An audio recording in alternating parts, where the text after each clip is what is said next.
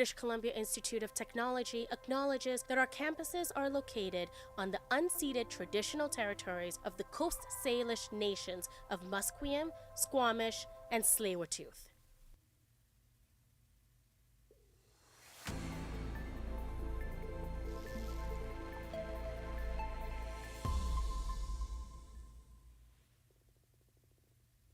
Good morning, I'm Gabrielle Rui, and here are your news headlines for 11 o'clock.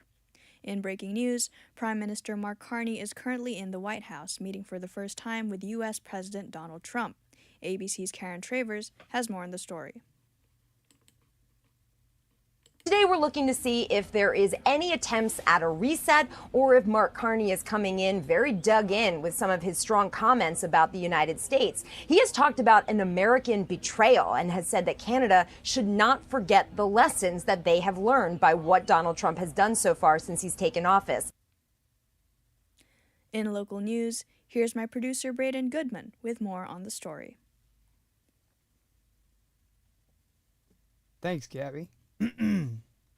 Yesterday afternoon, a black bear was spotted near the SE40 building off Burnaby's campus. Nobody was harmed, and bear alerts were promptly delivered through BCIT's various communication channels. Gabby, is there anything else our listeners should be aware of in regards to this issue? The school is yet to comment on what happened to the bear after it was spotted. However, the SE40 building is located near a forested area around Weyburn Drive and Deer Lake Parkway, so it is possible that the bear may have surfaced from that area. Braden, are there any other local stories happening in the Lower Mainland? Thanks, Gabby. Yeah, we've got some cool stuff happening around here in the Lower Mainland. We've got Emma Bolsner talking to a actor in a Granville Island play, kind of taking us behind the scenes. Graciela is talking to a Kim Morton, focusing on Mental Health Month. And then we've got Caroline Doyle, who's talking to a Justine Arsenault about the integration of military personnel back into civilian life. Back to you, Gabby. In provincial news, the BC Construction Association, in partnership with the BC Road Builders Association, has announced the launch of the pilot phase of the Honour the Work initiative. The program aims to enhance STEM education through hands-on activity kits for elementary students. The initiative aims to foster creativity, critical thinking, and problem-solving skills among young learners. The pilot of the initiative will be conducted in Chilliwack School District 33, with the goal of expanding new school districts in the next school year. Part of this expansion will be supported through a fundraising drive. Residents of rural BC will soon have access to new water meters. 19 rural and First Nations communities will benefit from 15,000 new water meters that will be installed. Minister of State Brittany Anderson said that rural communities face higher financial problems and water metering will help them identify leaks and keep costs down for businesses and residents. This will also lower costs for people who use less water. Provincial funding is expected to cover up to 100% of eligible costs. Once installed, the meters can help reduce water use by 30%.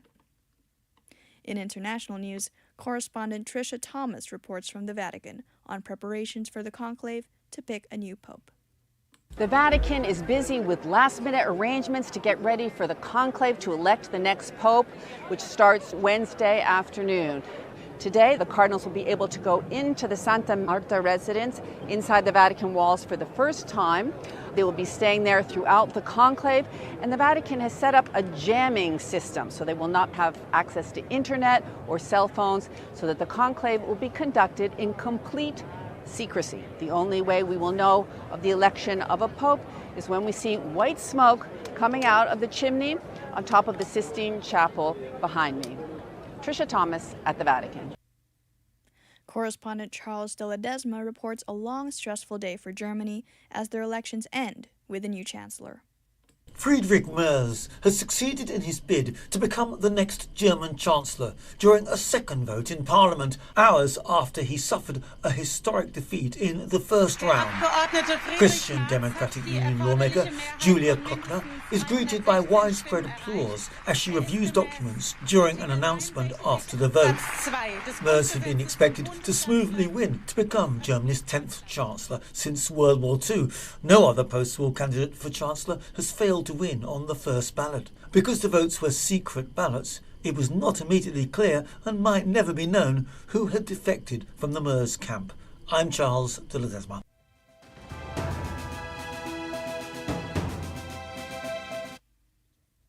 For more on BCIT's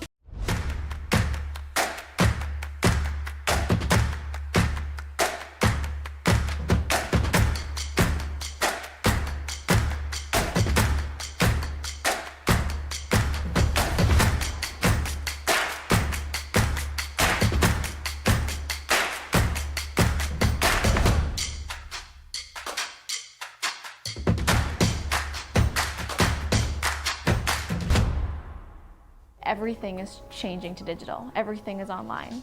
People aren't just waiting for the 6 o'clock news anymore. People want their news right now. They want to be able to go onto their smartphone, onto the internet, and see the news that they want to see. Vancouver is growing at, a really rapid rate, the Lower Mainland even, and with the tools that we're given here, we're able to cover all of that. Welcome to BCIT Magazine. I'm Radhika Sikka-King. In the program, they really leave it up to you.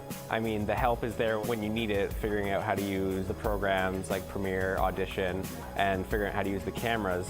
But it's up to you to sort of experiment and figure out what you can do when you go out in the field. They brought candles and flowers to remember the student who lost her life yesterday. Theresa May says the international community condemns Moscow. They really make sure that you know the basics and you are able to put out a quality product. I'm Brady Tretnero. And I'm Radhika Sikka-King. Thank you for tuning in to BCIT Magazine.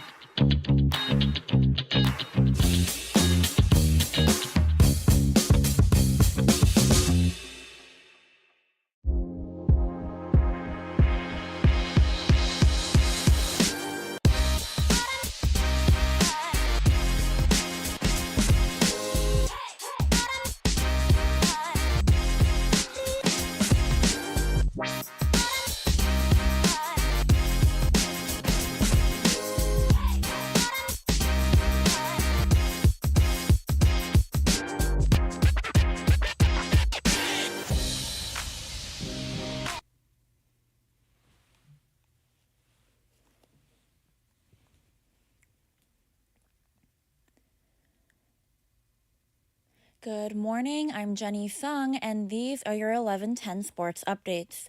The Toronto Maple Leafs edged out the Florida Panthers 5-4 last night in a thrilling finish. William Nylander also made history last night and is the first Maple Leaf since 1994 to score 2 back-to-back goals during playoffs. The last time was Wendell Clark. Nylander speaks about the play post-game. We came out, we got a couple good scoring chances, we were able to capitalize on them, so I mean, that was nice for us. But yeah, we're just focused on next game now. Game 2 of the second round is this Thursday at 4, home to the Leafs. Round 2 kicks off tonight. The Edmonton Oilers meet the Vegas Golden Knights in Sin City, and Game 1 goes down at 6:30. The Washington Capitals and Carolina Hurricane face off tonight at 7 at home for the Capitals for Round 2, Game 1 of the playoffs. And some big news for the New York Islanders. They have won the 2025 NHL Draft Lottery and will pick first overall. Who is going number 1? All eyes are on top prospects James Higgins from Boston College and Michael Misa on the Saginaw Spirit. The Islanders had a 3.5% chance to pick first overall, and the Utah Hockey Club will be choosing third after jumping 10 spots. Vancouver is now confirmed to be choosing 15th. The NHL Draft will be in Los Angeles this year at the end of June. The NHL's top rookie honor, the Calder Memorial Trophy, will be going to one of these 3 top players this year. Macklin Celebrini on the Sharks, Lane Hudson on the Montreal Canadiens, and goalie Dustin Wolf on the Calgary Flames, who will be taking home the Calder Trophy this year. One of 3 finalists, Wolf from the Flames, speaks out about the season and being a finalist amongst the other rookies in the league. I just wanted to help our team to the best of my ability, like I always say, and our group was tremendous in front of me all year long, and I think we deserved a little better fate at the end of the season, but at the end of the day, we succeeded expectations, and to be nominated for the Calder is pretty cool honor. The 2025 World Championship Games welcomes Sidney Crosby, Marc-Andre Fleury, and now Nathan MacKinnon. They will be suiting up and representing Team Canada this year in the World Championships. Fans are calling the trio the Dream Team, hoping Canada brings back home a gold medal. The Canada's World Junior Hockey Team sexual assault trial continues today. The woman, E.M., whose identity is protected due to the publication bans, began testifying Friday. The defense continues to cross-examine the former junior hockey players, and the trial is still ongoing. Last night, the NBA playoffs delivered drama, and the New York Knicks stunned the Boston Celtics in a 108-105 game in overtime. Jalen Brunson and OG Anunoby both dropped 29 points each, leading to Game 1 victory. Jason Tatum on the Celtics speaks about the loss post-game. Obviously, in hindsight, if we could go back, we probably would drive the ball a little bit more because we missed a lot of shots tonight. But, there's a balance. Sometimes, some make or mislead, and then there's sometimes where, you can get a better shot. In the West, the Denver Nuggets edged out the Oklahoma City Thunder 121-119, leading the series 1-0. As for the Golden State Warriors, they are up for Game 1 tonight against the Minnesota Timberwolves. The Warriors are fresh off of a Game 7 win and play tonight at 6:30 Pacific Time. Baseball season for the summer is here, and the Toronto Blue Jays are playing the LA Angels today at 6:38 this evening. Jose Urnia is on the mound for the Jays, looking for his first win of the season as he'll face off against the Angels' ace, Tyler Anderson. The Seattle Mariners and the Athletics meet today at 7:05 with Emerson Hancock on the mound for the M's, and on the other side, Jeffrey Springs is set to take the mound for the A's. And according to the sports news, the LA Chargers will be one of 5 teams set to debut alternate helmets. Those were your sports updates. I'm Jenny Sung, and you're listening to BCIT's The Crow.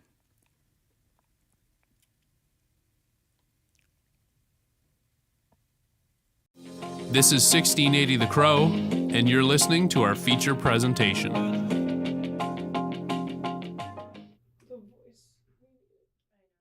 June of 2015, the Truth and Reconciliation Commission of Canada released a document detailing 94 calls to action for reconciliation.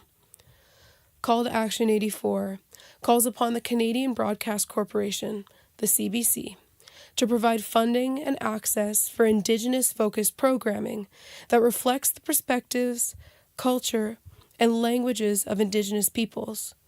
It also seeks an increase in careers and leadership positions for Indigenous peoples, to report on stories on Indigenous affairs and matters to the country's population.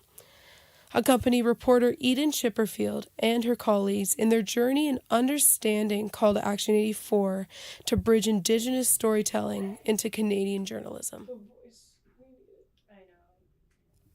For decades, Canadian media has perpetuated harm against Indigenous communities through the reinforcement of averse stereotypes, linking Indigenous with drug and alcohol use, greed, and savagery, narratives that have dominated Canadian media. In his book, Decolonizing Journalism, A Guide to Reporting in Indigenous Communities, journalist Duncan McHugh has raised concern on how Canadian reporters should be aware of stereotypes and bias that they may hold when covering Indigenous-centered stories. A goal of our work was to speak with Indigenous journalists who have been at the forefront of advocacy in newsrooms. When we heard back from esteemed journalist Wamish Hamilton, we knew that this venture would help us gain the insight and depth to understand how to honor these stories.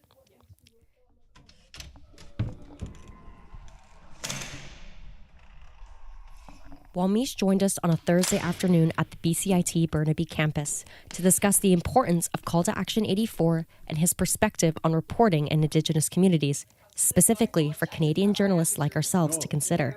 You do the best that you can. You come to this with what you do, what you know, and what you can do, and you do the best that you can. My name is Wamish Hamilton. I'm the Indigenous Affairs reporter at CBC Vancouver.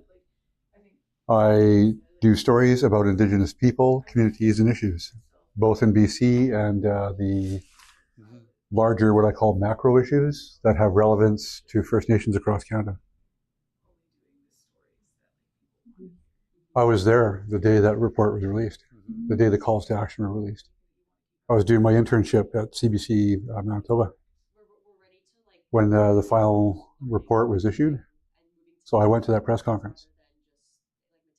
But to me, Call 84 is more than just a request for support.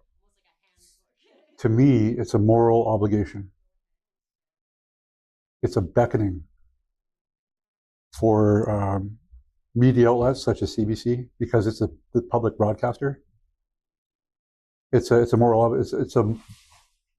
moral obligation being put to them. It's a beckoning. It's, you need to do better. You need to be as best as you can because you set a standard, and you need to do better. When discussing reconciliation, Wamish connects the process of Call to Action 84 to taking care of a growing child who must be nurtured and not pushed away to the side. That day a kid was given birth to. Right now it's only 10 years old. It's still growing. It's still got room to grow and mature. But the fact is that to me remains the same. It's a constant. It'll always be a moral obligation to me. I even need to do my part, even though I'm Indigenous and a journalist, to help make that call better, to do my part to make that call better. He also spoke about the importance of being prepared through prior research, explaining the angle of the story and what you are doing, and letting the interviewee tell their story no matter how long it may take, even if that may frustrate editors who are motivated by deadlines and quotas. I think APTN was mentioned, if I remember right. Tina House is a Métis video journalist who works at the Aboriginal Peoples Television Network, or APTN. APTN is a world-leading network that has been advocating for Indigenous peoples to join the broadcasting industry. In our interview with Tina, we discuss the efforts APTN have pioneered. Yeah, I really do want to encourage Canadian journalists to, stay away from the general stereotypes of Indigenous people, to seek out those success stories, because there's millions of stories out there of Indigenous people that are thriving at business and education, that are in their careers. I mean, We've got doctors, lawyers, I mean, we've got... Tina has won many awards, such as the Amnesty International Human Rights Journalism Award for her investigative story on missing and murdered women and girls. She became the first Indigenous woman to win the Canadian Screen Award for Best National Reporter. You know, when I'm telling stories of murdered or missing Indigenous women or girls or residential school survivors, it's like I'm a conduit and they're speaking through me, and I'm their voice now. From our conversations with Wamish and Tina, we wanted to branch their knowledge into resources that are available for us and other Canadian journalists when considering the reporter's checklist as well as the call to action. We met with Kayla Larson, the acting head librarian and Indigenous Program Services librarian of the Wishwa Library located at the University of British Columbia.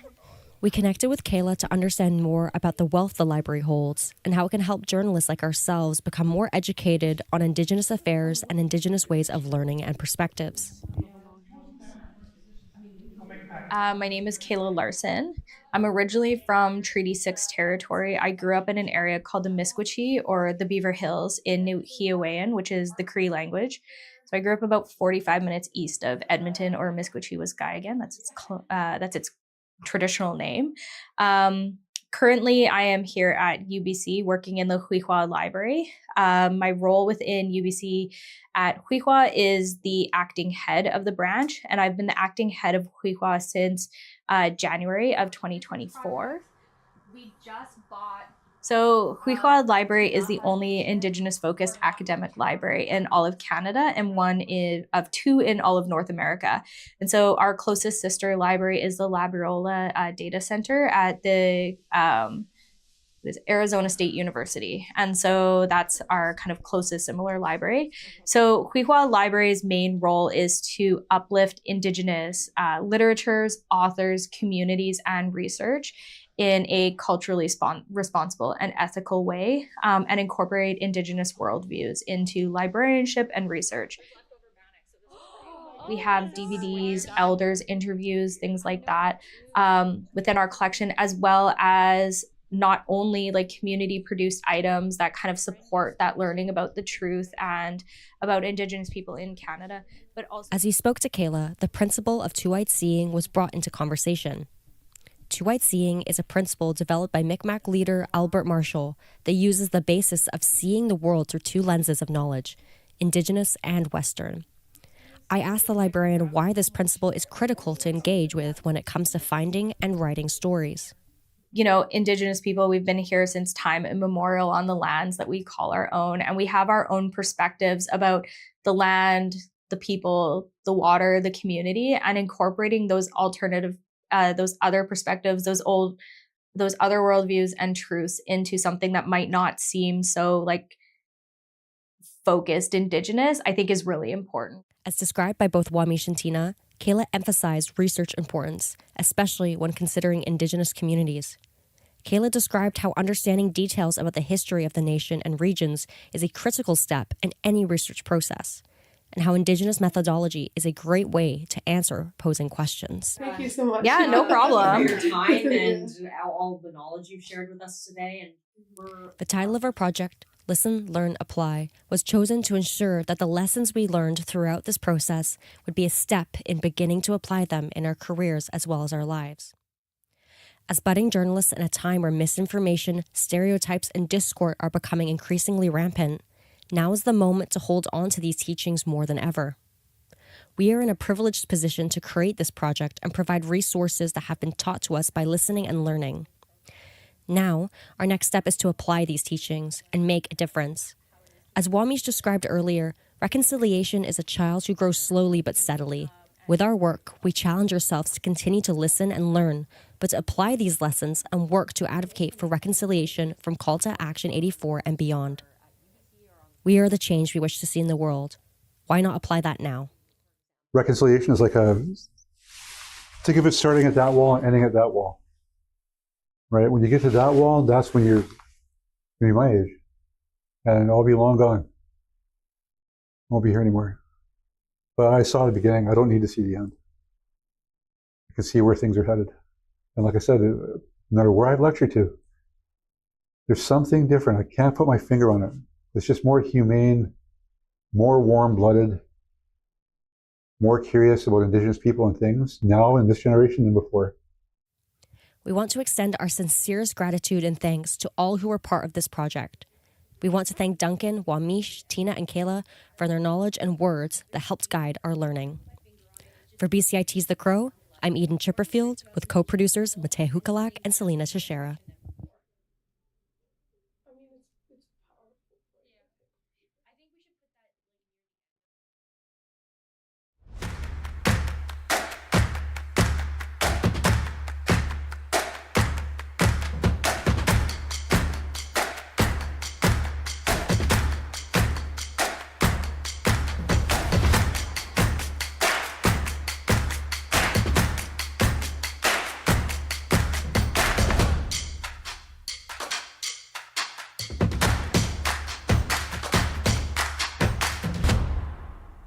Everything is changing to digital. Everything is online. People aren't just waiting for the 6 o'clock news anymore. People want their news right now. They want to be able to go onto their smartphone, onto the internet, and see the news that they want to see. Vancouver is growing at, a really rapid rate, the Lower Mainland even, and with the tools that we're given here, we're able to cover all of that. Welcome to BCIT Magazine. I'm Radhika Sikki-King. In the program, they really leave it up to you. I mean, the help is there when you need it, figuring out how to use the programs like Premiere, Audition, and figuring out how to use the cameras. But it's up to you to sort of experiment and figure out what you can do when you go out in the field. They brought candles and flowers to remember the student who lost her life yesterday. Theresa May says the international community condemns Moscow. They really make sure that you know the basics and you are able to put out a quality product. I'm Brady Tretanero. And I'm Radhika Sikki-King. Thank you for tuning in to BCIT Magazine.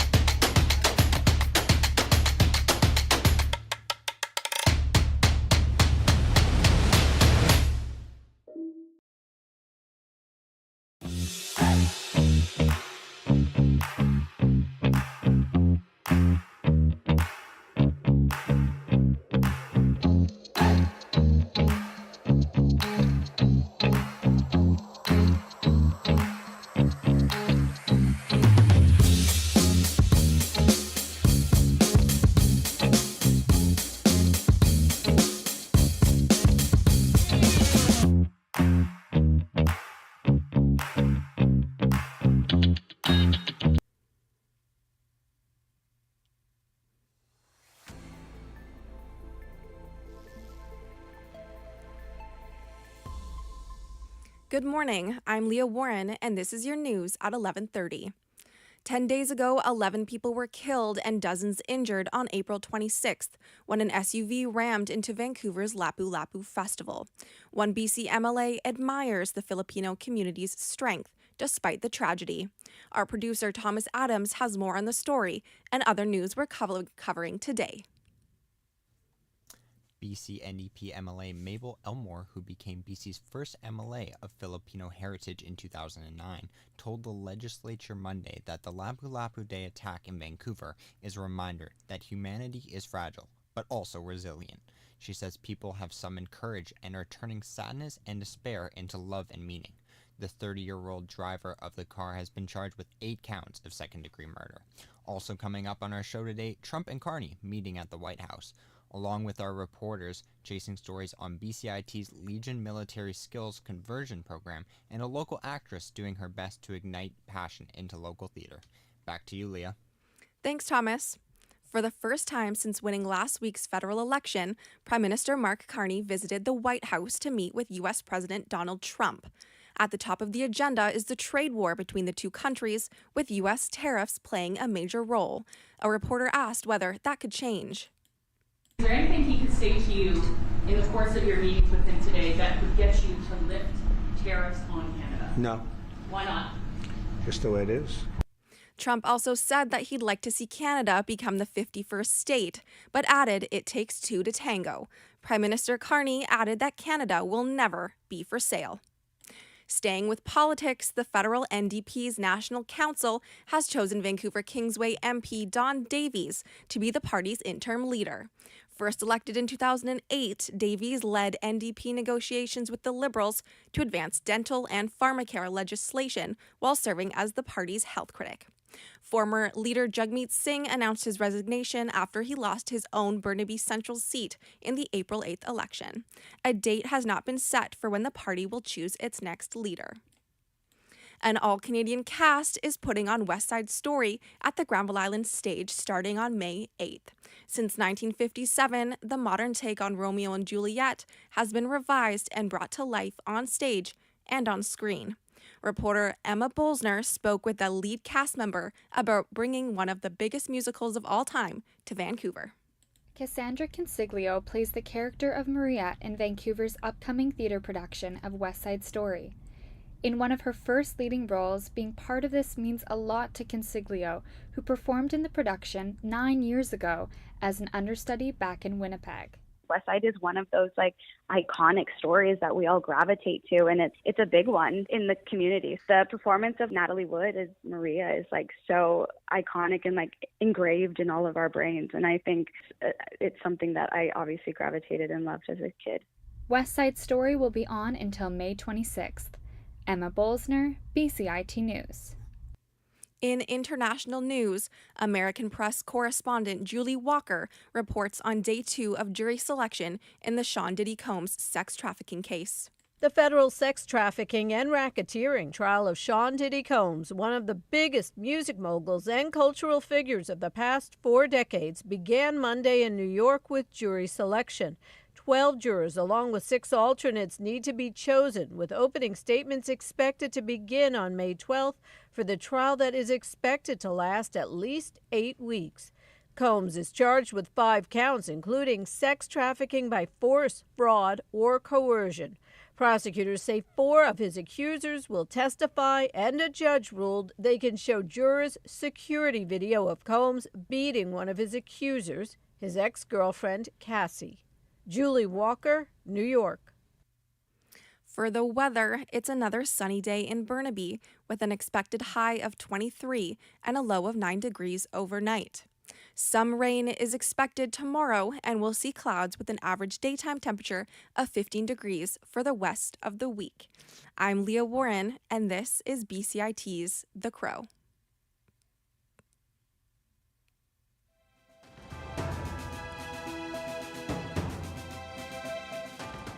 Stay tuned for more on BCIT's 1680 The Crow.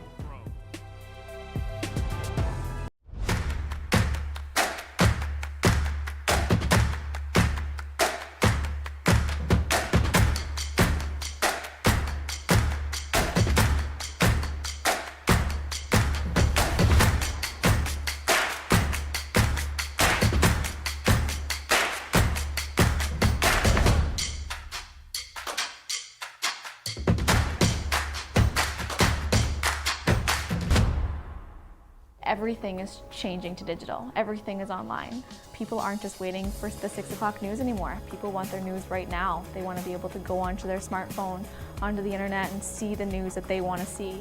Vancouver is growing at, a really rapid rate, the Lower Mainland even, and with the tools that we're given here, we're able to cover all of that. Welcome to BCIT Magazine. I'm Radhika Sikakane. In the program, they really leave it up to you. I mean, the help is there when you need it, figuring out how to use the programs like Premiere, Audition, and figuring out how to use the cameras.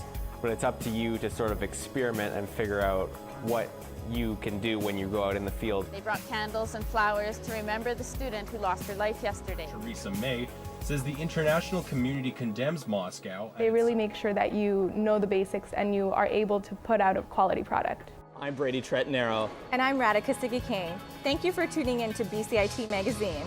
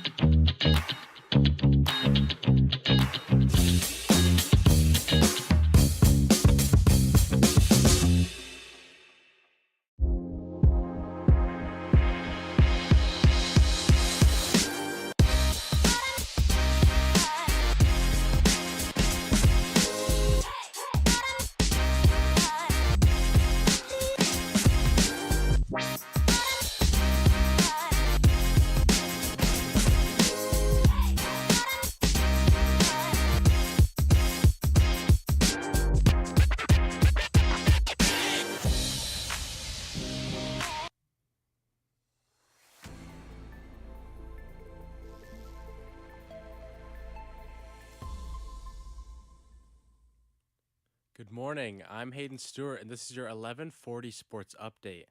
In hockey, the Maple Leafs haven't ruled out goaltender Anthony Stolarz for tomorrow's Game 2 of Toronto's second-round playoff series with Florida. The netminder took an elbow to the head from Panthers center Sam Bennett before eventually departing.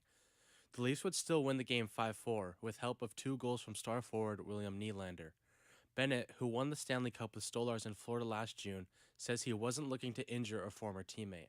I heard that he went to the hospital last night, and Stoller's a good friend of mine. I reached out to him. He responded, and obviously never want to see an injury like that. Stolars was evaluated in hospital last night, but was at Toronto's practice facility today. More second-round action starts today as the Carolina Hurricanes take on the Washington Capitals at 4 p.m., and the Edmonton Oilers are facing off against the Vegas Golden Knights at 6:30. In basketball, Nikola Jokic had 42 points and 22 rebounds, and Aaron Gordon hit a three-pointer with 2.8 seconds to give the Denver Nuggets a stunning 121-119 comeback win over the top-seeded Oklahoma City Thunder on Monday night in Game 1 of their Western Conference semifinals series. Denver's Russell Westbrook, who started his career with the Thunder, assisted on Gordon's game winner. It was his first playoff game in Oklahoma City as an opposing player. Thunder's Shai Gilgeous-Alexander had 33 points, 10 rebounds, and 8 assists. The team hadn't played in more than a week after sweeping the Memphis Grizzlies. Their next game is tomorrow at 6:30 in the evening. In the other playoff game last night, Jalen Brunson and OG Anunoby each scored 29 points before Mikal Bridges stole the ball from Jaylen Brown with a second left in overtime. And the New York Knicks stunned the Boston Celtics 108-105 in Game 1 of their Eastern Conference semifinals series. Karl Anthony Towns added 14 points and 13 rebounds for New York, which they lost all 4 games against its longtime rival during the regular season and trailed by 20 points in the second half of this game. Jason Tatum and Jaylen Brown both had 23 points for the defending champion Celtics, who had an NBA playoff record 45 missed three-pointers to blow a game they appeared to have full control in. They next play tomorrow at 4 p.m. in Boston. And there is more NBA playoff action tonight as the Indiana Pacers and Cleveland Cavaliers continue their series at 4 p.m. Indiana currently leads the series 1-0. Also, the Golden State Warriors take on the Minnesota Timberwolves at 6:30 tonight. This will be the first time the Warriors are underdogs in a playoff series in over 10 years. The NBA's all-time coaching wins leader, who recently stepped down, made his first media appearance in roughly half a year. Correspondent Gethin Kulbau reports. Greg Popovich spoke publicly Monday for the first time since suffering a stroke 6 months ago. I can never express the gratitude that I have for so many people. The 76-year-old expressed at the news conference where the Spurs formally introduced Mitch Johnson as his replacement that the time was right to make that move. Things are getting better by the day, but it's not good enough for what we plan ahead. Flanked by Spurs greats Tim Duncan and Manu Ginobili, Popovich spoke far more softly than he has in the past. The 38-year-old Johnson served as interim in Popovich's absence for much of this past season. I am honored by this opportunity. I'm Gethin Kulbau. In baseball, the Toronto Blue Jays are in California tonight for a 3-game series against the Angels. Newly signed pitcher Jose Urena is expected to start this game. In his one appearance with the New York Mets this year, Urena pitched 3 innings and gave up 5 runs. Both teams are looking to get hot as they've been struggling to start the season. The Blue Jays are 16-18 while the Angels are 13-20. Los Angeles is without star player Mike Trout as he is on the injury list with knee issues. First pitch is at 6:38 tonight. In soccer, Barcelona and Inter Milan are set to play their second and final game of the Champions League semifinal today at 12. The teams are tied 3-3 after the roller coaster of a match last week. Milan's captain, Lautaro Martinez, is expected to play or even start today after he left the game at halftime with a thigh muscle injury. Barcelona is also getting a reinforcement as forward Robert Lewandowski is returning after missing the first game. That has been your sports update at 11:40. I'm Hayden Stewart, and you're listening to BCIT's The Crow. Stay tuned for more on BCIT's 1680 The Crow. This is 1680 The Crow, and you're listening to our feature presentation. Baking can be therapeutic. For Valentina, it's more than a hobby. It connects her to her home roots. Reporter Caroline Doyle took a deep dive into what makes her different. Bento cakes, like small cakes. Have you tried Dubai chocolate? No, it's not. Well, you have a chance. Valentina brings us into a large white kitchen. The bright light from a light fixture shines over the white marble island. She places chocolate chips, a bowl of white chocolate, and a flaky pistachio filling. While she tempts us with desserts, she shares with us her origin story. I was born in central part of Ukraine, in Poltava region, after war, because currently my family cannot move because all males cannot exit Ukraine. Valentina made the move to Canada 2 years ago to escape from war-torn Ukraine. She says she struggles to learn the language and customs. Despite this, she rises to the occasion. So I have here traditional Ukrainian bread. It calls paska. A loaf shaped like a round cake. It has white icing on top and silver sparkles. She also placed delicate edible butterflies made from thin baking paper. Every year for Easter, there are like 100 variations of it. For today, I made a simple version with cottage cheese. Depending on the region, it can be sweet like cake or savory like typical bread used for cheese or meats. Today, she brings us Canadians a sweeter version. But baking isn't new to Valentina. She's a natural starter. My mom was a baker, and she baked a lot of great cakes, and I was exposed to everything, but I didn't try baking some cakes. I was just helping her. That's it. I have a photo when I was like 2 years old, and I was helping my mom with baking at that time. So I think that baking was part of my life all the time.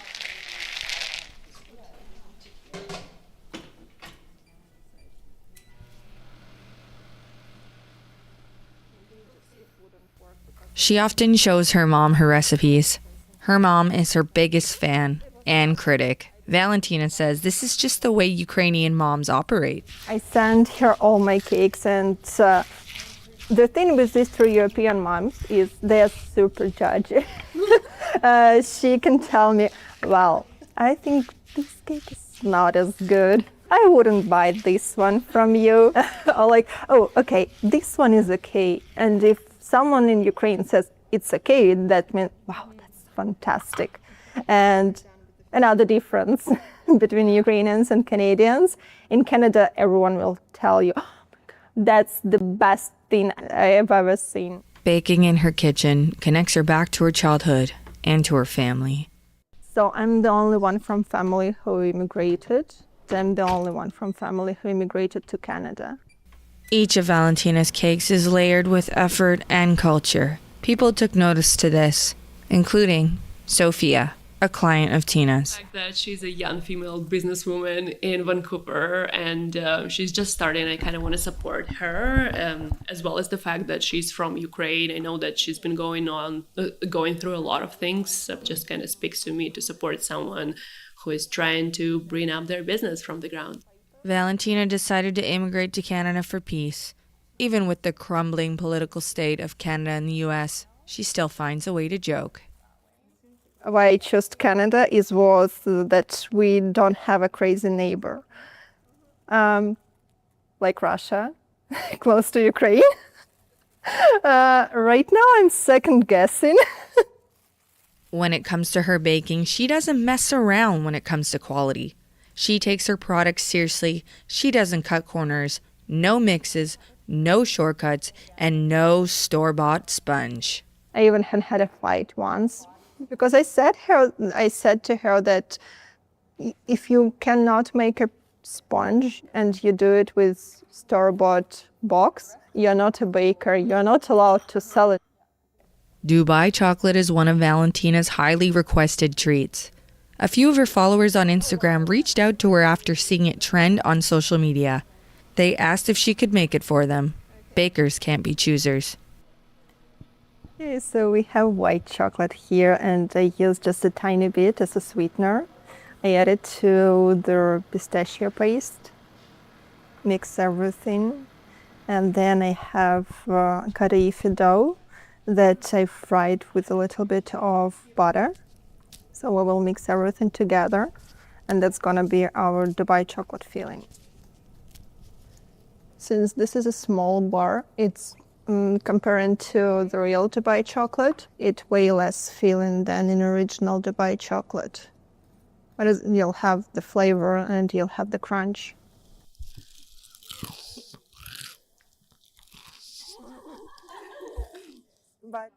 We asked Valentina, why did she want to start all this? She says she did it to learn. One of the purposes why I started all this small business is to feel the audience here and about people's preferences and what they want and what they don't want. I have a document with all my ideas and some notes. It was good, it was horrible, no one loved it, or everyone loved it, I will leave it. That's like, I would recommend everyone who starts a business to start small. Yeah, I had a photo shoot with all my pascas last week, and I've done some fun video, like when I was eating and just laughing and joking about everything. So good.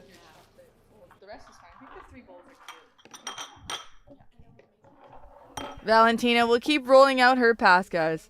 In an otherwise turbulent world, she finds her joy and community through Tina's Pastry Shop. This documentary was edited by Avia Boulay and produced by Isabella Vertone. I'm Caroline Doyle, and you're listening to BCIT's The Crow.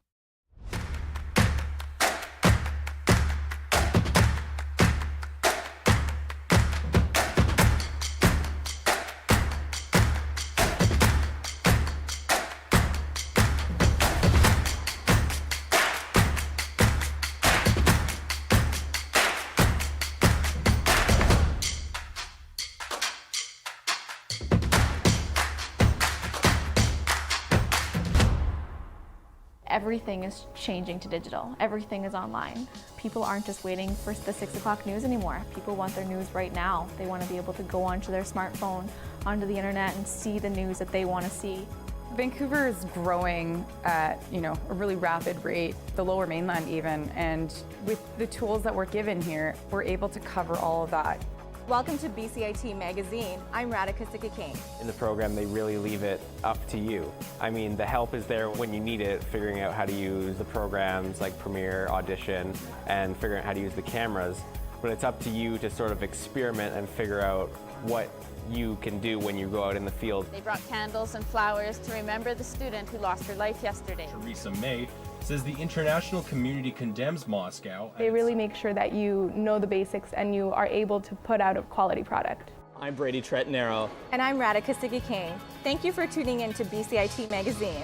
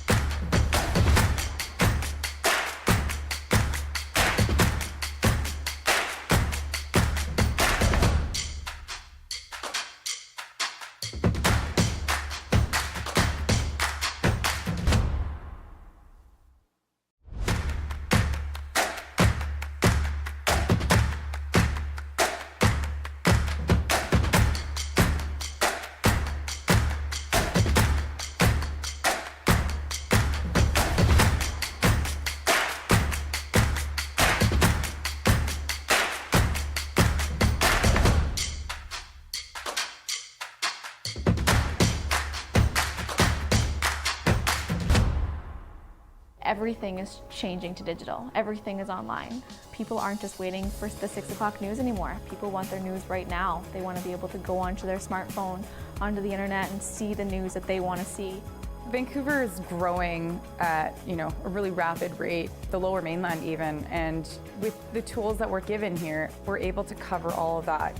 Welcome to BCIT Magazine. I'm Radhika Sikki-King. In the program, they really leave it up to you. I mean, the help is there when you need it, figuring out how to use the programs like Premiere, Audition, and figuring out how to use the cameras.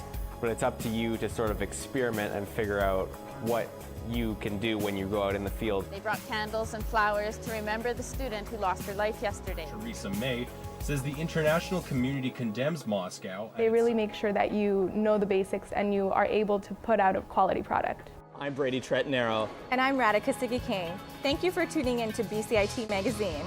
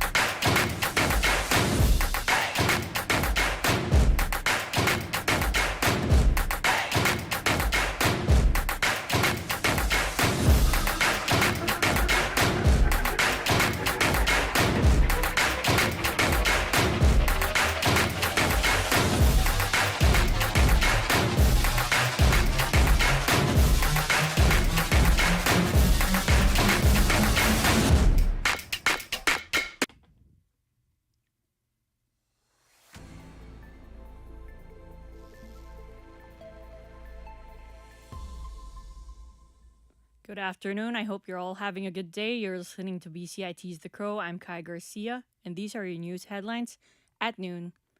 An update on the meeting in Washington, D.C. of Prime Minister Mark Carney and U.S. President Donald Trump. Trump said he did not like previous Prime Minister Justin Trudeau and the person who worked for him, to which he was referring to Deputy Prime Minister Chrystia Freeland. He doesn't state her name, but called her a terrible person and is saying she took advantage of CUSMA, or the Canadian-United States-Mexico Agreement. The agreement is aimed to modernize trade practices, improve market access, and support economic growth in those countries.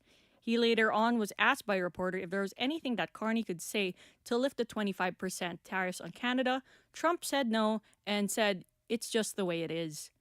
In response to Carney's comments saying that Canada is not for sale, President Donald Trump doesn't turn the idea that Canada will become the 51st state of America over time. He explains further, saying that keeping the U.S.-Canada relations is vital. No, not at all. No, not at all. No, time will tell. It's only time. But I say never. I've had many things that were not doable, and they ended up being doable, and only doable in a very friendly way. But if it's to everybody's benefit, Canada loves us and we love Canada. That's, I think, the number one thing that's important. But we'll see. I mean, over time. In Germany, conservative leader Friedrich Merz is the country's next chancellor. His election today drew cheers and relief in the parliament chamber after historic loss in the first round of voting threatened the new government's promise of stability. No other post-war candidate for the German chancellor has failed to win on the first ballot. Germany is Europe's diplomatic and economic heavyweight. As the most populous member state of the 27 European Union and the continent's biggest economy. Locally, after the tragedy of the Lapu-Lapu Festival, Vancouver Mayor Ken Sim attributed the cause of mental health and says that concerns around public safety and mental health are the priority of the city. Reporter Arden McLeod spoke to the CEO of the Canadian Mental Health Association BC Division and has more on the crisis. Just days after the Lapu-Lapu tragedy, the Canadian Mental Health Association, or CMHA, hosted a support webinar with 1,200 viewers across the country. Johnny Morris, head of BC's CMHA division, says the cracks in our system start with affordability. People in crisis often can't access help early enough, a barrier that keeps care systems from reaching those most at risk. Morris says while mental illness can sometimes be linked to violence, far more people live with it than ever commit violent acts. He says people in visible distress may not get the support they need to recover, and that's where the system can do better. More access to community counseling, he says, would improve safety for both those struggling and those around them. Arden McLeod, BCIT News. Continuing with mental health, since the COVID-19 pandemic, mental health has become more of a concern among Canadians. These are studies that explored more into women's mental health, specifically within the context of sports. Our reporter Graciela Cruz Flores has more on why creating a supportive sport environment for women is important. According to the Canadian Mental Health Association, 1 in 5 Canadians experience a mental health problem each year. But with many working 35 to 45 hours a week, finding time for self-care can be difficult. A report by the CPRA shows that only 19% of women participate in organized sports, largely due to barriers like non-inclusive environments and limited access. Instead, women are turning to individual activities like hiking and cycling. Experts say physical activities can help with decompressing after the workday. It affects mental, emotional, and physical health, and it can play a critical role in helping people overcome daily challenges. Graciela Cruz Flores, BCIT News. In tech, Microsoft shut down Skype yesterday, the pioneer internet phone service that allowed people to make cheap, long-distance calls and chats in the 2000s. Microsoft says that Skype features will migrate to Microsoft Teams, but the phone features will remain only for businesses. According to Environment Canada, the weather will be mainly sunny but will be cloudy later in the day, with highs of 19 and lows of 14. And those were your news headlines at noon. I'm Kai Garcia for BCIT's The Crow.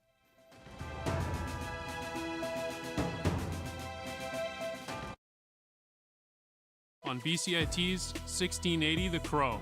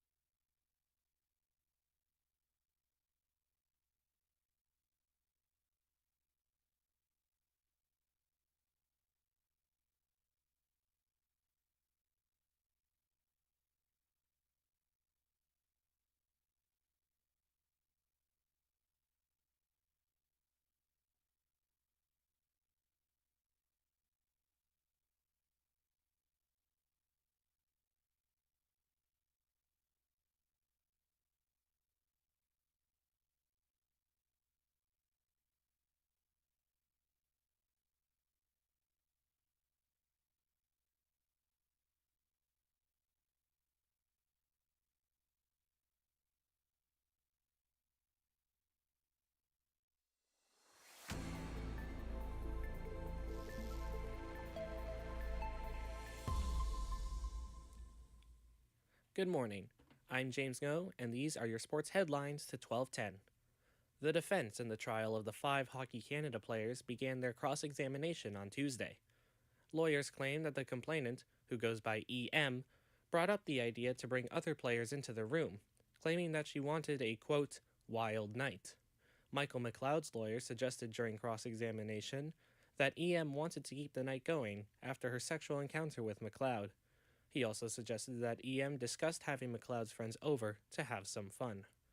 EM denies the suggestions, saying that it doesn't sound like something she would say. The court heard EM's testimony on Monday, where she claimed that it was McLeod who invited his teammates without her knowledge. McLeod, as well as teammates Dylan Dubé, Callan Foote, Alex Formanton, and Carter Hart, pleaded not guilty to sexual assault. The Toronto Maple Leafs have not ruled out goaltender Alex Stolarz for Game 2 against the Florida Panthers. Stolarz was pulled from Game 1 in the second period with an injury and was taken to a nearby hospital. Backup Joseph Woll came into the game for relief, and the Leafs were able to win 5-4. Panthers forward Sam Bennett, who was the one that bumped into Stolarz, says that he did not intend to injure his old teammate. I heard that he went to the hospital last night, and Stolar's a good friend of mine. I reached out to him. He responded, and obviously never want to see an injury like that. Game 2 of the series is scheduled for tomorrow at 4 p.m. There are 2 other NHL games that are scheduled for today. At 4 p.m., the Carolina Hurricanes travel to D.C. to play the Washington Capitals. Both teams are coming off a strong first-round showing and look to continue that trend tonight. Afterwards, the Oilers head to the Sin City to play the Vegas Golden Knights at 6:30. Both teams were down in their respective series, but rallied back to win and advanced to round 2. This is a rematch of the 2023 second round, where Vegas defeated Edmonton in 6 games. Over to basketball, 2 NBA games came down to the wire last night, with the Knicks and Nuggets emerging victorious in 2 stunning Game 1 upsets. The Knicks beat the Boston Celtics 108-105 in a back-and-forth game that went into overtime. The Celtics missed an NBA record 45 three-point attempts, a brutal blow in a 3-point loss. Meanwhile, in Oklahoma City, the Denver Nuggets defeated the Oklahoma City Thunder 121-119. The Nuggets center Nikola Jokic scored 42 points, while guard Aaron Gordon hit a 3-pointer with 2.8 seconds remaining to give the Nuggets the win. Brown grabs it. 7 seconds left. Westbrook, 5 seconds. They're down by 1. Gordon got it! Aaron Gordon with a deep shot. Williams, 3-quarter court. No good. The Nuggets steal Game 1. Both Game 2s are scheduled for tomorrow. With those games now in the past, we move on to the 2 games today. At 4 p.m., the Indiana Pacers and Cleveland Cavaliers play Game 2 of their series. The Pacers were able to win Game 1 in Cleveland and hope to do it again before heading back home. Then at 6:30, the Golden State Warriors and Minnesota Timberwolves play Game 1 of their series.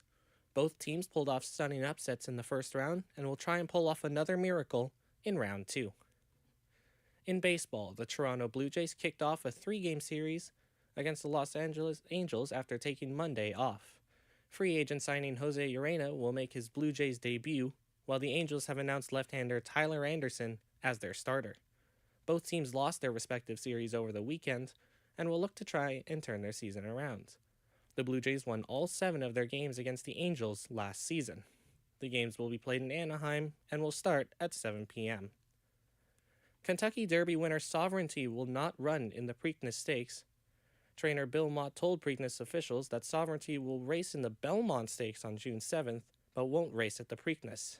This means that there will be no Triple Crown winner for the 7th straight year.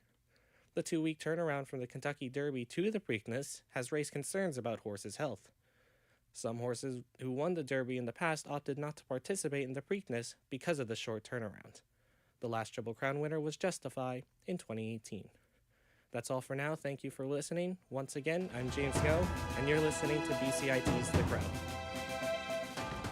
Stay tuned for more on BCIT's 1680 The Crow.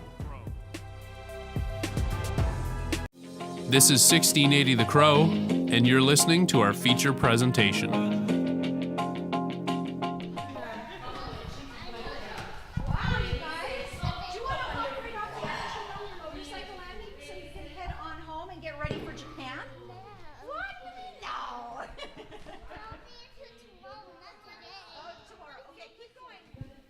Jennifer Hood has dedicated her life to physical literacy in an era where we need it now more than ever. This need has stemmed from the largely inactive nature of society. Bahar Garian has more on what jump gymnastics is doing to help positively impact families across the Lower Mainland. Wow, spinning around in a motorcycle freeze grate. Come on over this way. Show me your donkey kicks. Go ahead, kiddo. I'm Jennifer Hood. I am the owner, CEO, and head coach at Jump Gymnastics. We are a non-competitive gymnastics program for children aged 0 to 7 years old. We have 3 locations in the Lower Mainland. We have one in Vancouver proper, we have one in North Vancouver, and we have our newest one in Richmond. We see children 7 days a week, almost every day of the year, and we see about 1,000 kids pass through our doors every day, every week. It's too short. Okay, we need to make it a little bit harder. Climb up top. Turn around backwards. I coached gymnastics all across Canada when I was younger and putting myself through university. But it wasn't until I was teaching in the school system that I really saw that kids did not have the skills that they needed to play on the playground or keep up in PE class or play with their peers. And then after that, my middle daughter was born and diagnosed with cystic fibrosis, and that was the game changer in my life. So based on those 2 main factors, I quit my job, I did an entrepreneurship program, and I started Jump so that I can deliver the very best gross motor programs to young children, but also be there to take care of my daughter as she needed me to as she was growing up. So the main purpose of Jump was just to provide the very best gross motor programs for kids that we could in our community. And we wanted best to be defined by not only meeting curriculum objectives, like teaching kids what they should learn, when they should learn it at the right ages, but also an experience that was enjoyable for parents. Like a bear. Crawl like a bear. Mama, watch me. Come in and watch me.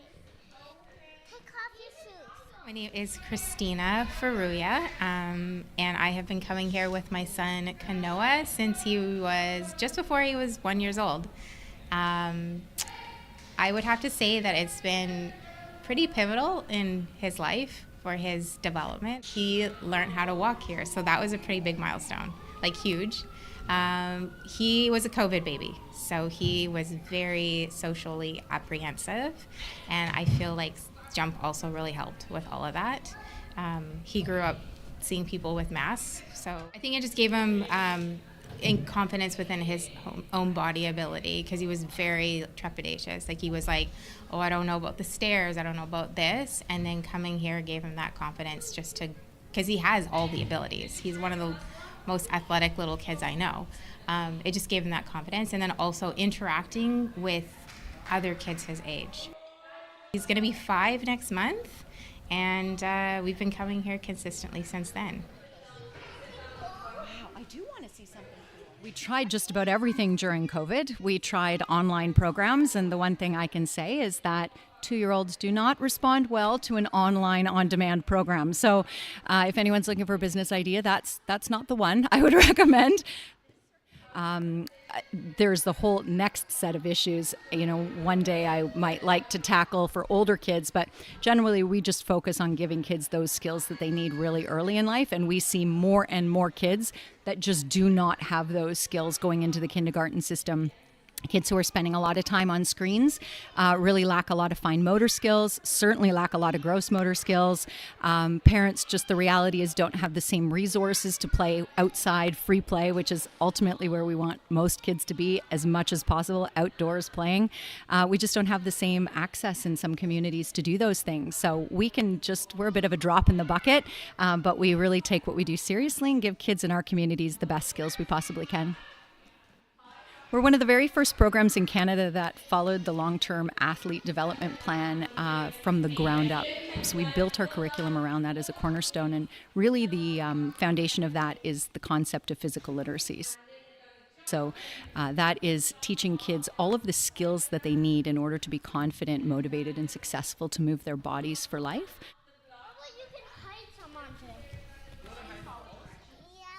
So if you think about it the same way you learn math or the same way you learn reading, the same thing can be said for physical learning. So when we teach children reading, we break it all down into words, into letters, into sounds, and then the children get to choose how they build that and change it and manipulate it so that eventually they can write novels or say speeches or whatever else it might be. So for physical learning is exactly the same thing. We can break down very complex sports or movement pathways into very fundamental movement skills, teach kids those skills really young, the same ages that they're learning language, 0 to 5, and they'll have those skills for life and they can apply them however they want to. One of the best things that we can do is to give kids those critical skills early in life so that they can choose to be active later in life. One of the biggest problems with sedentary lifestyles or lack of activity is people just don't have the skills. So if, say, a friend said to you, hey, let's go play some flag football on the weekend, if you're not confident running and catching a ball, you're not going to say yes. Or if your friend says, let's go to Zumba class, and you don't have any concept of how to move to music, you're going to say no. As the years go by, we self-select out of more and more activities we just don't have the skills to participate in. And so one of our jobs here is to give kids the widest range of skills possible so that as they get older, they have more opportunities to just participate because they feel confident to do so. But generally speaking, I find parents are parents, regardless of time in the last 20 years. Parents are the same, regardless of socioeconomic status or cultural backgrounds or whatever it might be. Parents want the very best for their kids, and they want a program that they can watch their children learning, watch their children having fun, and learn different ways of connecting with their kids. We're definitely in a transition phase right now for the next 2 to 3, maybe 4 years where honestly, my kids are leaving home. And so for me, I've taken a bit of a step back on major growth plans, and I'm just enjoying launching my kids into their adult lives and coming back into the gym and doing some coaching and really connecting again with what drove my passion at the beginning and getting to know the families again in our community. After that, I don't know, we might look at opening some more locations. We might look at expanding to other age groups. But for the next 2 to 3 years, we're certainly committed just to delivering these amazing programs. Jennifer Hood has spent an entire career committing herself to raising awareness and serving ample opportunity for children in her community. She enforces the cause for the need of physical education and reinforces sports in children's learning. For BCIT's The Crow, I'm Bahar Garian with co-producer Babak Roshandeli.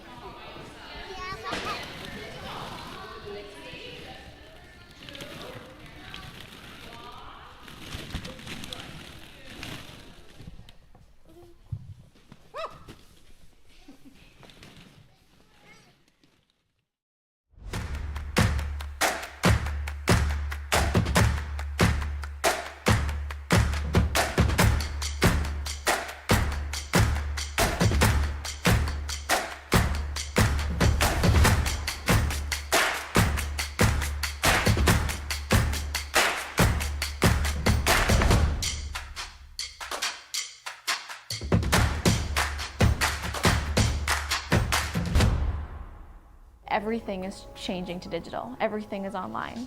People aren't just waiting for the 6 o'clock news anymore. People want their news right now. They want to be able to go onto their smartphone, onto the internet, and see the news that they want to see. Vancouver is growing at a really rapid rate, the Lower Mainland even, and with the tools that we're given here, we're able to cover all of that. Welcome to BCIT Magazine. I'm Radhika Sikki-King. In the program, they really leave it up to you. I mean, the help is there when you need it, figuring out how to use the programs like Premiere, Audition, and figuring out how to use the cameras. But it's up to you to sort of experiment and figure out what you can do when you go out in the field. They brought candles and flowers to remember the student who lost her life yesterday. Theresa May says the international community condemns Moscow. They really make sure that you know the basics and you are able to put out a quality product. I'm Brady Tretnero. And I'm Radhika Sikki-King. Thank you for tuning in to BCIT Magazine.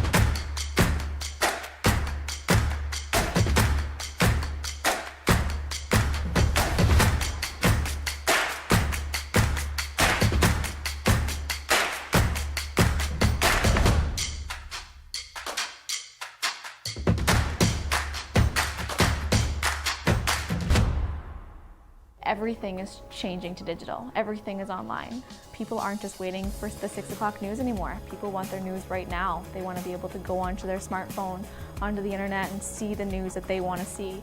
Vancouver is growing at, a really rapid rate, the Lower Mainland even, and with the tools that we're given here, we're able to cover all of that. Welcome to BCIT Magazine. I'm Radhika Sikka-King. In the program, they really leave it up to you. I mean, the help is there when you need it, figuring out how to use.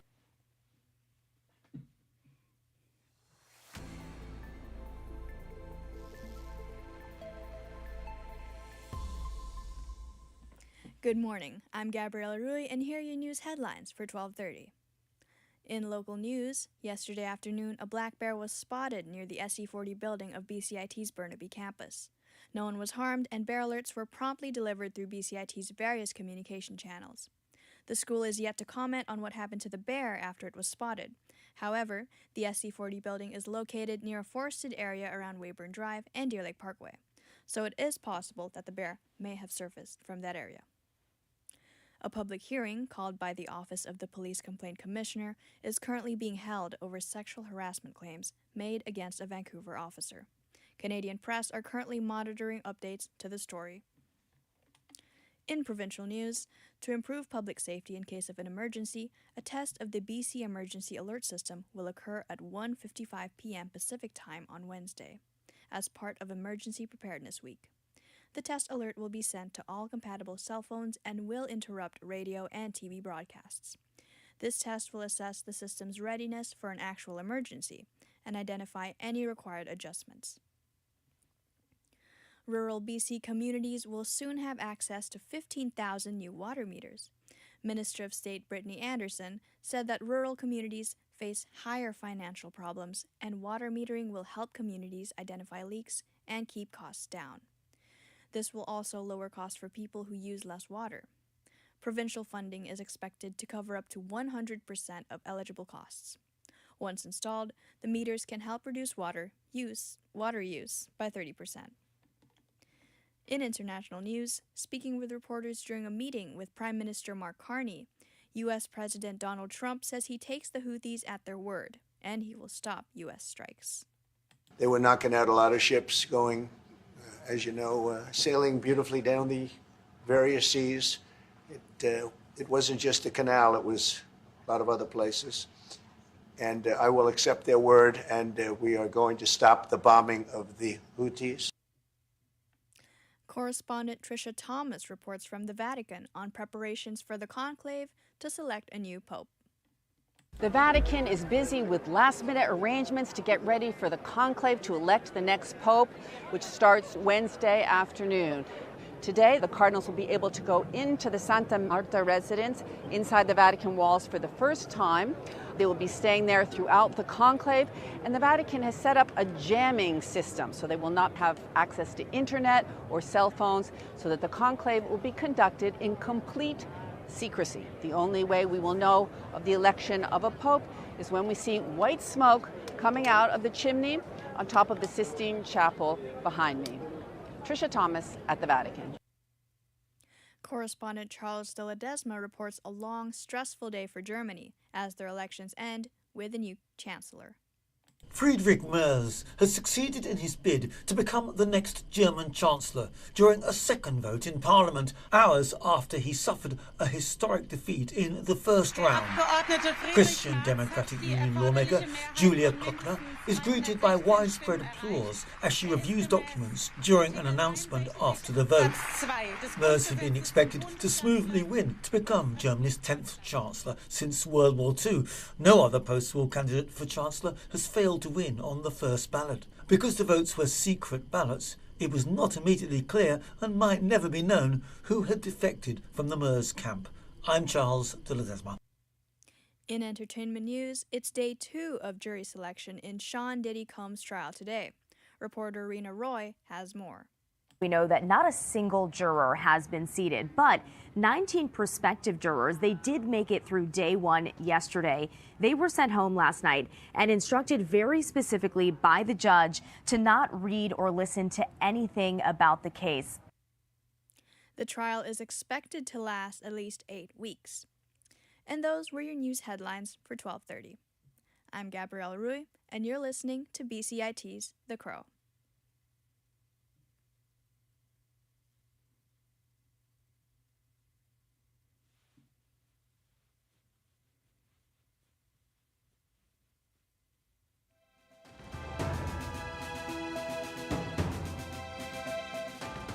Stay tuned for more on BCIT's 1680 The Crow.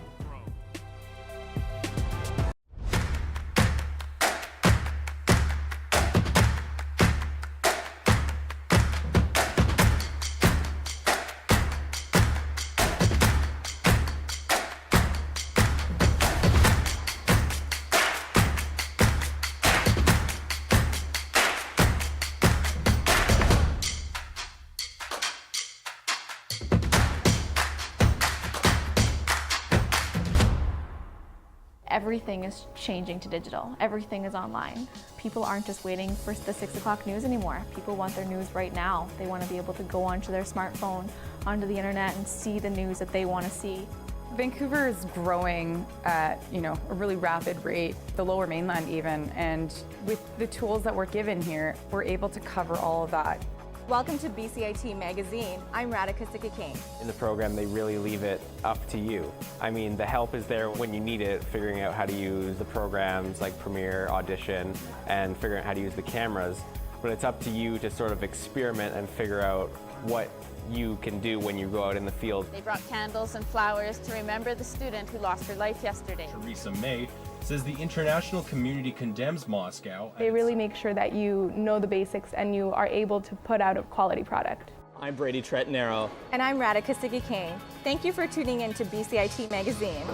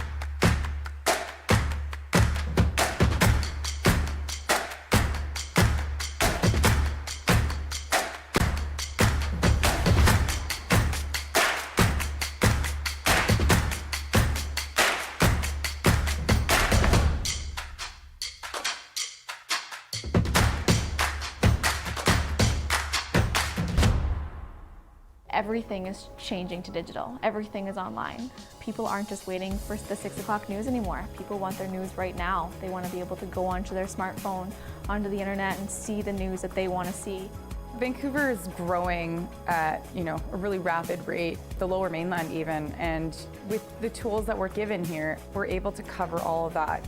Welcome to BCIT Magazine. I'm Radhika Sikakane. In the program, they really leave it up to you. I mean, the help is there when you need it, figuring out how to use the programs like Premiere, Audition, and figuring out how to use the cameras. But it's up to you to sort of experiment and figure out what you can do when you go out in the field. They brought candles and flowers to remember the student who lost her life.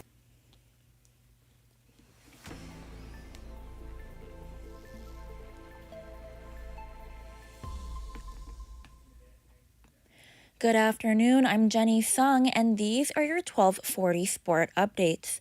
Round 2 kicks off tonight for the Edmonton Oilers as they face the Vegas Golden Knights in Sin City, and Game 1 goes down at 6:30. The Washington Capitals and the Carolina Hurricane face off tonight at 7 at home for the Capitals for Game 1 of Round 2 in the playoffs. The Toronto Maple Leafs goalie Anthony Stolarz took a hard hit to the head during Game 1 of Round 2. The Leafs head coach Craig Berube says Stolarz has not been ruled out for Game 2 of Toronto's second-round playoff series against the Panthers. Leafs defenseman Brandon Carlo comments on the play during Game 1. That's the goal, is to continue to play hard between the whistles and then let them do the antics afterwards. And the Florida Panthers' Sam Bennett, who is a former teammate and won the Cup last year with Stolarz, also spoke about the hit. I heard that he went to the hospital last night, and Stolarz is a good friend of mine. I reached out to him. He responded, and obviously never want to see an injury like that. Game 2 of the second round is tomorrow at 4, home to the Leafs. The NHL's top rookie honor, the Calder Memorial Trophy, will be going to one of these 3 top players this year. Macklin Celebrini on the Sharks, Lane Hudson on the Montreal Canadiens, and goalie Dustin Wolf on the Calgary Flames, who will be taking home the Calder Trophy this year. One of 3 finalists, Wolf from the Flames, talks about the season and being a finalist. I just wanted to help our team to the best of my ability, like I always say, and our group was tremendous in front of me all year long, and I think we deserved a little better fate at the end of the season. But at the end of the day, we succeeded expectations, and to be nominated for the Calder is pretty cool honor. The 2025 World Championship Games welcomes Sidney Crosby, Marc-Andre Fleury, and now Nathan McKinnon. They will be suiting up and representing Team Canada this year in the World Championships. Fans are calling the trio the Dream Team, hoping Canada brings back home a gold medal. Canada's World Junior Hockey Team's sexual assault trial continues today after a small pause after a mistrial led to a new jury. The woman, E.M., whose identity is protected due to publication bans, began testifying Friday.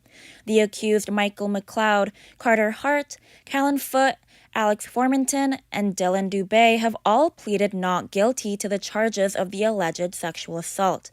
Michael McLeod has also pleaded not guilty to an additional charge of being a party to the offense of the sexual assault. The defense continues to cross-examine the former junior hockey players, and the trial is ongoing today.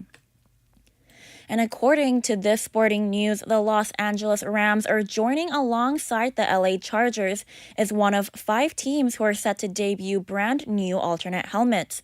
The 3 remaining teams are still not yet known. There will be no Triple Crown winner this year, so Sovereignty, this year's Kentucky Derby champion, will not be racing the Preakness Stakes, the second leg of the Triple Crown, meaning there will not be a Triple Crown winner for the 7th consecutive year. Trainer Bill Mott speaks about the win. This one got there the right way. I mean, he's done well. He's a great horse. He comes from a great organization, and I can't say enough about the horse and the organization that started him out and did everything to make this happen. The dreams of a Triple Crown sweep ends early this year. As for the Golden State Warriors, they are up for Game 1 against the Minnesota Timberwolves. The Warriors are fresh off of a Game 7 win and play tonight at 6:30 Pacific Time. Summer is here, and that means in baseball season, the Toronto Blue Jays are playing the LA Angels tonight at 6:38 this evening. The Seattle Mariners and the Athletics meet today at 7:05 with Emerson.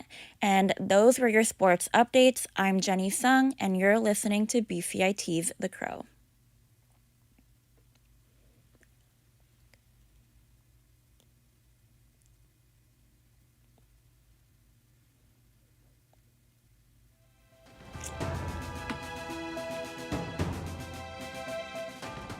Stay tuned for more on BCIT's 1680 The Crow. This is 1680 The Crow, and you're listening to our feature presentation.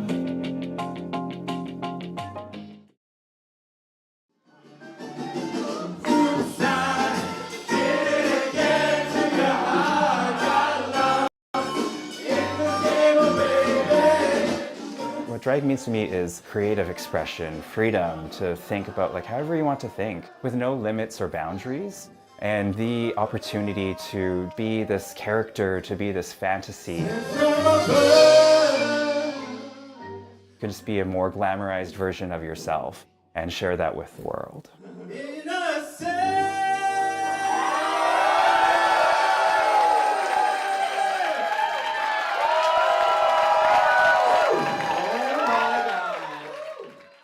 Is our drama club Christmas card that Wanting and I had sent out, and we gave that as a gift to all of our patrons and everybody who has supported us over the last year. All right, so first we have to go back a few years for the first time I ever was in drag. I had moved downtown, I wanted to get involved in the community and found the softball league. And one of the rites of passage for the rookies on the teams is to compete in the drag pageant. And when I heard about it, I was like, okay, I'm interested. I want to buy all the things. I want to be prepared and, get the hair, get the makeup done. I want to live that fantasy. And it was actually a friend at work that had suggested that I do Gloria Estefan's Turn the Beat Around. And I thought about it, I was like, hey, that is amazing, that's a great song. And so I was like, hey, if we're gonna do Gloria Estefan, what would be punny and very kind of queer-coded, kind of sexy, kind of raunchy.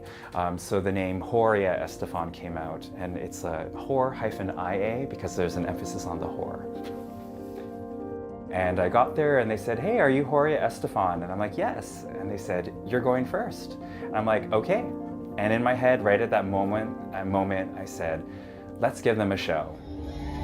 We keep a island in our mind, and when it's time to fight on, we know the way.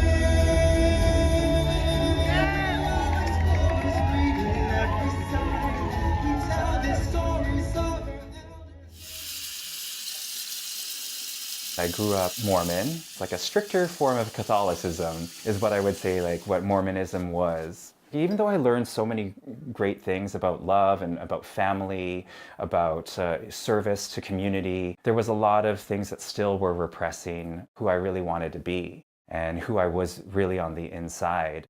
I wouldn't say that I'm still religious. I would say that my religion is drag now. I think that would be what I sort of worship the most.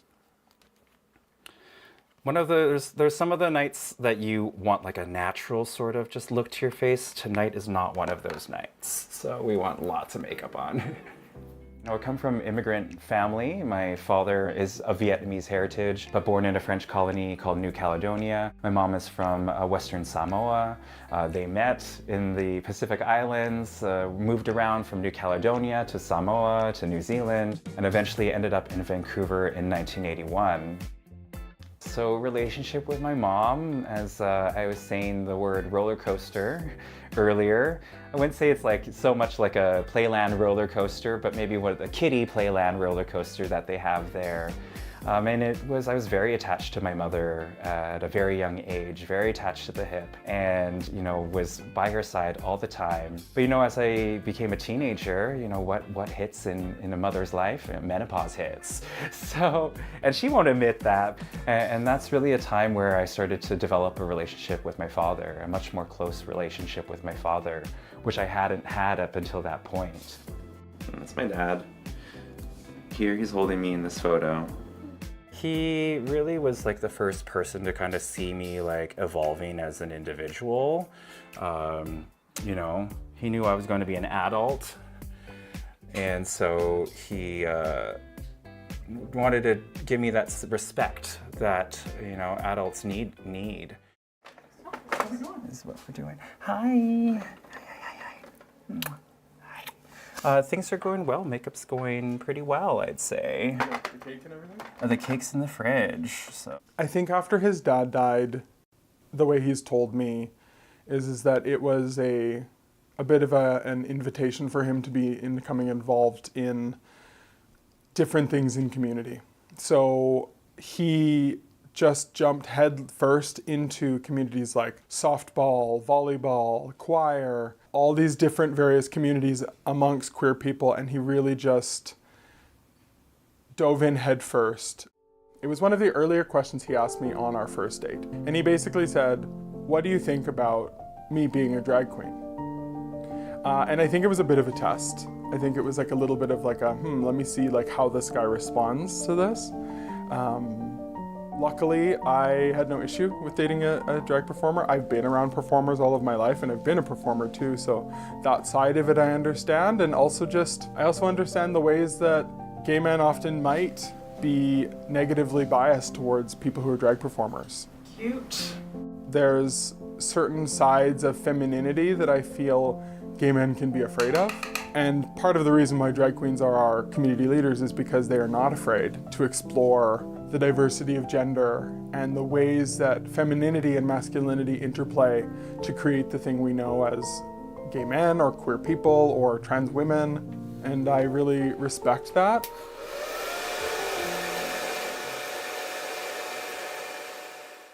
And plus I thought it would be kind of fun to date a drag performer.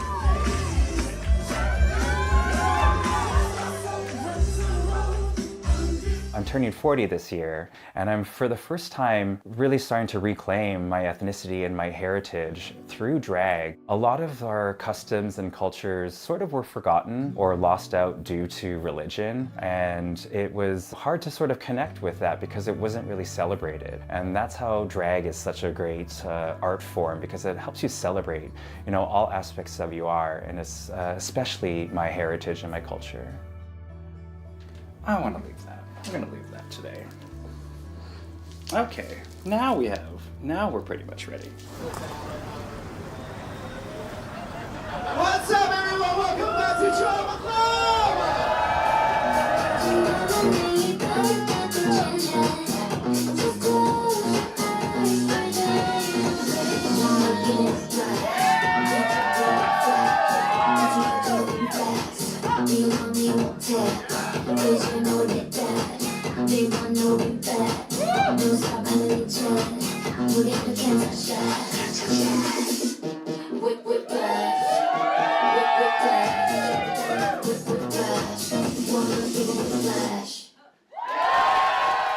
I also want to talk about a very, very special guest today. Oh, yes. We have no other than Miss Jorge Estefan's mother. Mama Loa is here! And this is the very first time that Mama Loa is seeing me perform in drag. You may have seen this dress before. This belongs to Mama Loa herself. And it was a gown for her, and now it's just a short dress for you. It sure was. Very stretched out. Anyways, are we ready? Talofa! Can I get everybody to say talofa? Talofa! Talofa means hello in Samoan, and I am half Samoan and half Vietnamese. If you did not know that, so first generation Canadian, and I'm actually wearing a garment that reminds me of my mother. So it's actually called a pulatasi, and a pulatasi, you know, a shirt and a skirt, and it's worn by all of the Samoan women. And I'm going to be doing a Samoan number for the very first time. Please enjoy. Ole tawaluma, ole afai, ole auma. Ole tawaluma. So this garment is very special. This is a traditional garment that my mom would have worn back in Samoa, and she has given me a few of her own ones, but I wanted to get one specially made because this is actually reminds me of one that she used to wear. And it was the same colors, it had flowers, and that's like a memory of the pulotasi that she used to wear. So I tried this on the other day, and when I put it on, I was like, oh my gosh, I'm my mom now.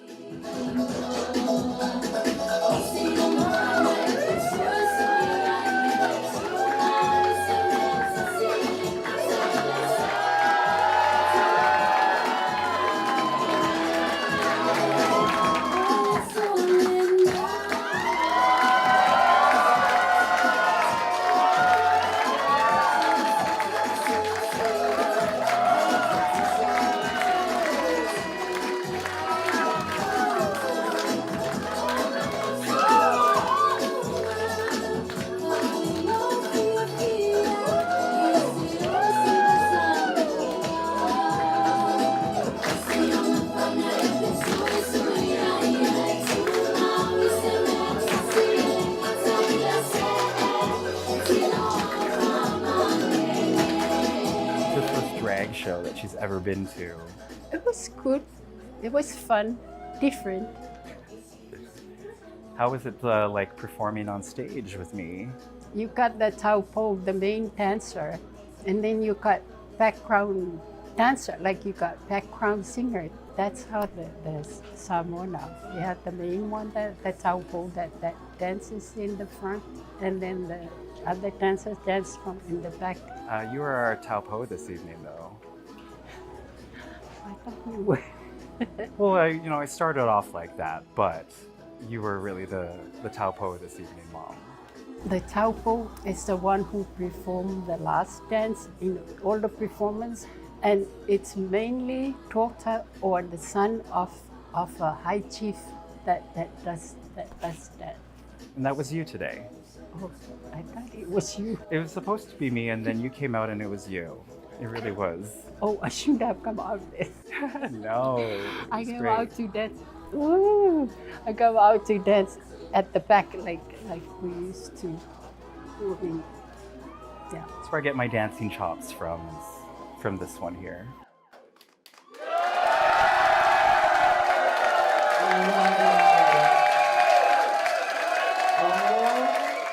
I'm very proud of my son.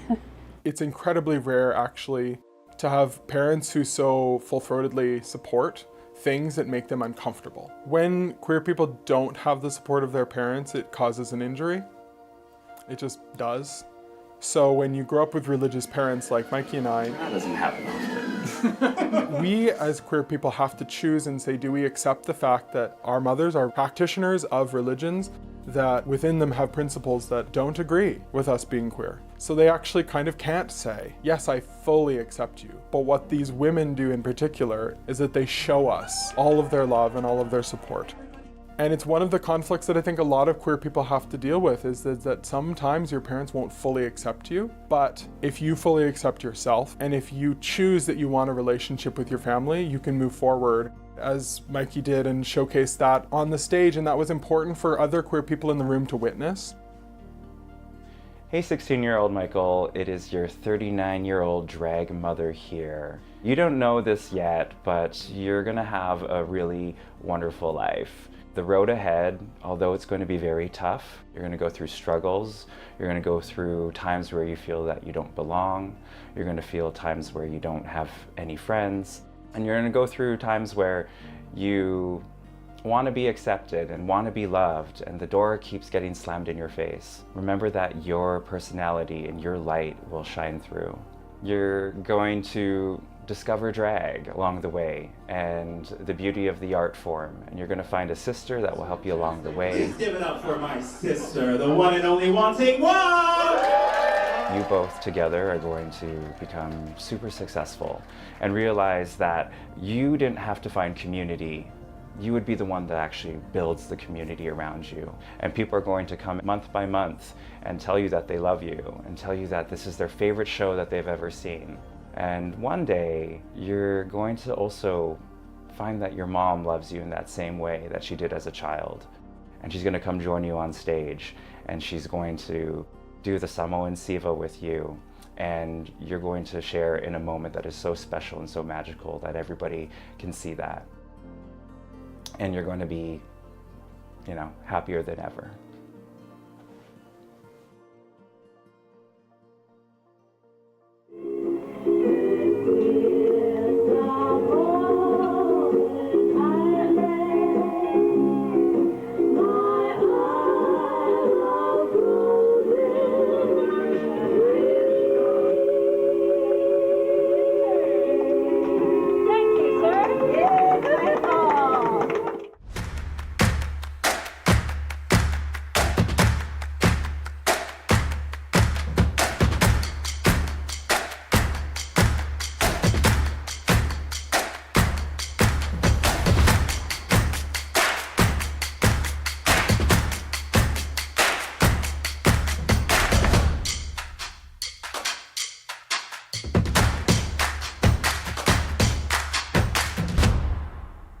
Everything is changing to digital. Everything is online. People aren't just waiting for the 6 o'clock news anymore. People want their news right now. They want to be able to go onto their smartphone, onto the internet, and see the news that they want to see. Vancouver is growing at, a really rapid rate, the Lower Mainland even, and with the tools that we're given here, we're able to cover all of that. Welcome to BCIT Magazine. I'm Radhika Sikakane. In the program, they really leave it up to you. I mean, the help is there when you need it, figuring out how to use the programs like Premiere, Audition, and figuring out how to use the cameras. But it's up to you to sort of experiment and figure out what you can do when you go out in the field. They brought candles and flowers to remember the student who lost her life yesterday. Theresa May says the international community condemns Moscow. They really make sure that you know the basics and you are able to put out a quality product. I'm Brady Tretanero. And I'm Radhika Sikakane.